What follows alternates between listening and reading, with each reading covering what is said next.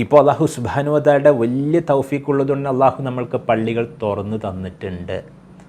വിനീതമായ അഭ്യർത്ഥന സഹോദരന്മാരെ, കൊറോണയെ പേടിച്ചിട്ട് മാത്രം പള്ളിയിൽ പോകാത്ത എൻ്റെ പ്രിയപ്പെട്ട മുസ്ലിം ഉമ്മത്തിൽ ആരെങ്കിലും കേൾക്കുന്നുണ്ടോ?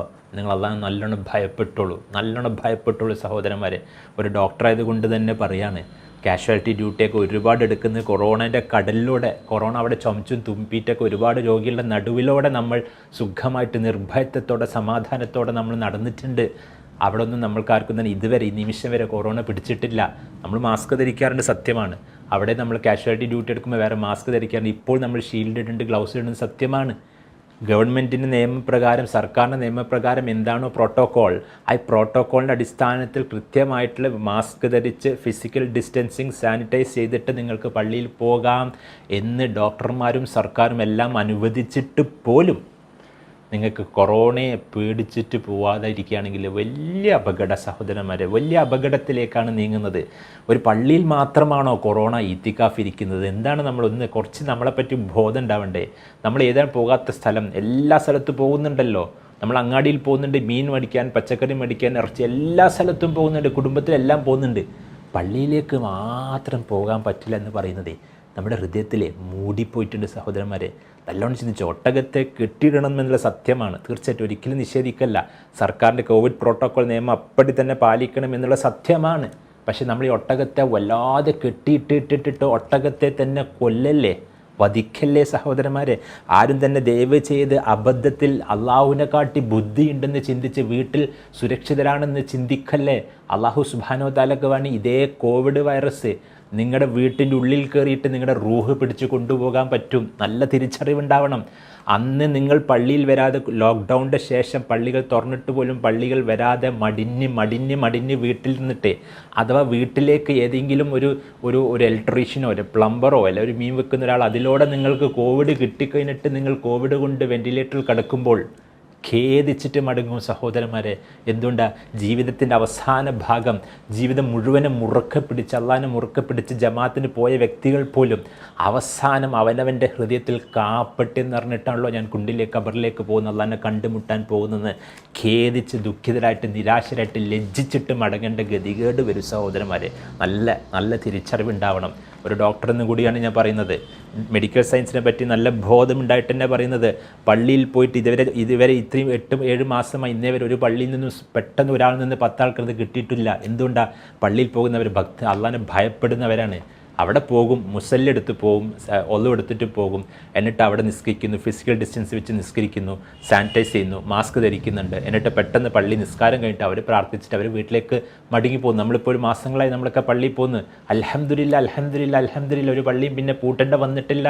എന്തുകൊണ്ടാണ്? പള്ളി എല്ലാവരും സൂക്ഷിച്ച് എല്ലാ പ്രോട്ടോക്കോളിൻ്റെ അടിസ്ഥാനത്തിലാണ് സഹോദരന്മാരെ പോകുന്നത്. നമ്മളിപ്പോഴും വീട്ടിൽ കൊറോണ നല്ലോണം ഭയപ്പെട്ടുള്ളൂ. ഇതേ കൊറോണയെ നിങ്ങളെ കൊണ്ടുപോകാൻ പറ്റും. അപ്പോൾ നിങ്ങൾ കൊണ്ടുപോകുന്നതേ മനസ്സ് നിറയെ നിഫാക്കായിട്ടാണ് സഹോദരന്മാരെ പോകുന്നത്. കൃത്യമായിട്ട് പള്ളിയിൽ പോയി തുടങ്ങണം. അല്ലാഹു സുബ്ഹാനഹു വ തആല നമ്മൾക്ക് പഠിപ്പിക്കുന്നുണ്ട്, വസ്തഈനു ബിസ്സബ്രി വസ്സലാ വഇന്നഹാ ലകബീറത്തുൻ ഇല്ലാ അലൽ ഖാശിഈൻ. ക്ഷമയോടെ നമസ്കാരത്തോടെ നിങ്ങൾ സഹായം തേടുവിൻ.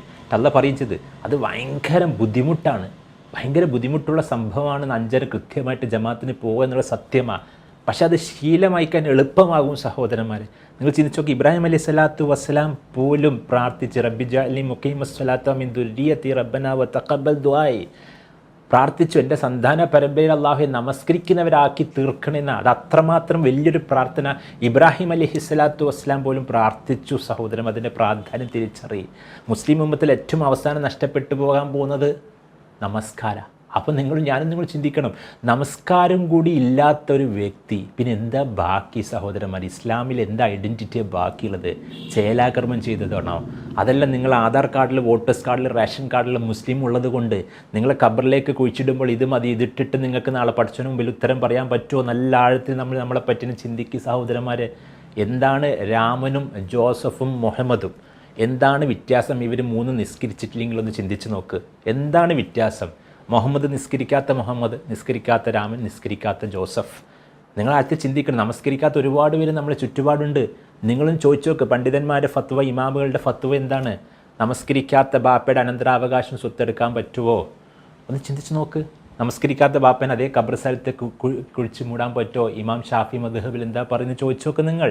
സ്വന്തം ഭർത്താവ് നമസ്കരിക്കാത്ത വ്യക്തി അവരെ കൂടെ കിടന്നുറങ്ങാൻ പറ്റുമോ? ചോദിക്കുക സഹോദരന്മാരെ. ഒരു ഭർത്താവ് കള്ളുകൂടിയാണ്, കഞ്ചാവാണ്, നിങ്ങളെ ഉപദ്രവിക്കുന്ന, ശാരീരികമായി ഉപദ്രവിക്കുന്ന നിങ്ങളെ ഭർത്താവിനെ ഡൈവോഴ്സ് ചെയ്യുന്നു. എന്നാൽ അള്ളാഹുവിനെ ധിക്കരിച്ചുകൊണ്ട് വെല്ലുവിളിച്ചുകൊണ്ട് നിസ്കരിക്കാത്ത ഒരുപാട് ഭർത്താക്കന്മാരെ കൂടെ കിടന്നുറങ്ങുന്നില്ലേ? എന്താണ് മതവിധി? ഒന്ന് പണ്ഡിതന്മാർക്ക് ചോദിച്ചു നോക്കണം സഹോദരന്മാരെ. നല്ല ഭയപ്പെടുവിൻ.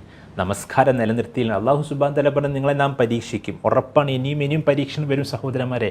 നമ്മളെ നിപ്പ വന്നു, പ്രളയം വന്ന്, കൊറോണ വന്നിട്ട് മനുഷ്യൻ അള്ളാഹ് മനസ്സിലാക്കി തന്ന നിസ്സാരനാണ് മനുഷ്യൻ. നിനക്കൊരു കഴിവുമില്ല. റബ്ബിനെ ഒരു ചെറിയ നിസ്സാരമായ വൈറസിനെ ഇട്ടിട്ട് പേടിച്ച് ഉറപ്പിച്ച് നിർത്താൻ പറ്റുവാണെങ്കിൽ യഥാർത്ഥ റബ്ബ് സുബ്ഹാനഹു വതആലയുടെ ശിക്ഷ എന്തായിരിക്കും നമ്മളൊന്ന് തിരിച്ചറിയണം സഹോദരന്മാരെ. ഈ കൊറോണ കണ്ടിട്ട് പോലും നമ്മൾക്ക് നമ്മുടെ കണ്ണുകൾ തുറന്നില്ലെങ്കിൽ ബനി ഇസ്രായേലിന് സംഭവിച്ച പോലെ നമ്മൾക്കും സംഭവിക്കാൻ സാധ്യതയുണ്ട്. ബനി ഇസ്രായേലിന് ഒരു അടിമത്തത്തിൽ നിന്ന് കടൽ പിളർന്നിട്ട് അള്ളാഹു രക്ഷപ്പെടുത്തി കൊടുത്തു. ഇപ്പുറത്ത് എത്തിയിട്ട് അള്ളാഹു സുബ്ഹാനഹു വതആല മഞ്ഞയും സൽവയൊക്കെ കൊടുത്തപ്പോൾ പിന്നെ ആവശ്യപ്പെടുന്നത് അവിടുത്തെ ഭക്ഷണം മതിയായിരുന്നു. ആലോചിക്കണം സഹോദരന്മാരെ. ഇപ്പുറത്ത് രക്ഷപ്പെടുത്തി എത്തിയപ്പോൾ കാളക്കുട്ടി ആരാധിച്ചു തുടങ്ങി. എന്താ? അവിടുത്തെ നിർഭയത്വം തന്നപ്പോൾ അള്ളാഹ് അതിന് വില കൽപ്പിച്ചില്ല സഹോദരന്മാർ. അള്ളാഹ് പിന്നെയും ശിക്ഷിക്കുന്നുണ്ട്, കുരങ്ങന്മാരെ പോലെ ആക്കുന്നുണ്ട്. അള്ളാഹു പ്രളയം വരുന്നുണ്ട്, അള്ളാഹു തവളയെ അയച്ചിട്ട് പരീക്ഷിച്ചിട്ടുണ്ട്, വെട്ടുകളി ഒരുപാട്.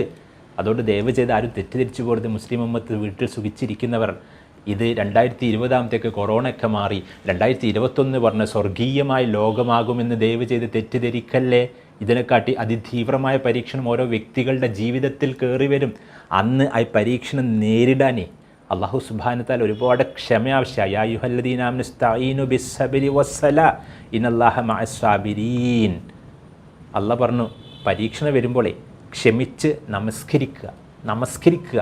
നമസ്കാരത്തിലൂടെ മാത്രമേ നമ്മൾക്ക് എന്തൊരു പരീക്ഷണം നേരിടാൻ പറ്റുള്ളൂ. നല്ല തിരിച്ചറിവുണ്ടാവുന്ന സഹോദരന്മാരെ. നമസ്കരിക്കാത്ത വ്യക്തികൾ ഒരിക്കലും ഒരു പരീക്ഷണം നേരിടാൻ പറ്റില്ല. തകർന്നു പോകും. റസൂൽ സല്ലല്ലാഹു അലൈഹി വസല്ലം പറഞ്ഞിട്ടുണ്ട്, ഫജ്ർ നമസ്കരിക്കാത്ത വ്യക്തികളുടെ വീട് അത് കത്തിച്ച് കളയണമെന്ന് ആഗ്രഹിച്ചിട്ടുണ്ട് റസൂൽ സല്ലല്ലാഹു അലൈഹി വസല്ലം. നല്ലോണം ചിന്തിച്ച് നോക്കൂ സഹോദരന്മാരെ. ഇന്ന് മുഹമ്മദ് നബി സല്ലല്ലാഹു അലൈഹി വസല്ലം ഇവിടെ നമ്മുടെ സമൂഹത്തിലുണ്ടെങ്കിൽ എത്ര മുസ്ലിങ്ങളുടെ വീടുണ്ടാവും? അതൊരു ആലങ്കാരികമായ പ്രയോഗമാണെങ്കിൽ നിങ്ങളൊന്ന് ചിന്തിച്ച് നോക്ക്. മുഹമ്മദ് നബി സല്ലല്ലാഹു അലൈഹി വസല്ലമിൻ്റെ തൊട്ടടുത്ത് നിൽക്കാൻ, നാളെ പ്രവാചകനെ കാണാൻ എന്തെങ്കിലും യോഗ്യത എനിക്കും നിങ്ങൾക്കും ഉണ്ടോ? നമ്മൾക്ക് വെറും ഒരു പേരിൽ മുഹമ്മദ് മാത്രമാണോ? അതല്ല ചേലാകർമ്മം ചെയ്തത് മാത്രമാണോ? അല്ല ആധാർ കാർഡിലൊരു മുസ്ലിം മാത്രമാണോ? നമ്മൾ ഓരോരുത്തരും നമ്മളെപ്പറ്റി എന്നെ ചിന്തിക്കുക സഹോദരന്മാരെ. വിനീതമായ അഭ്യർത്ഥനയാണ്.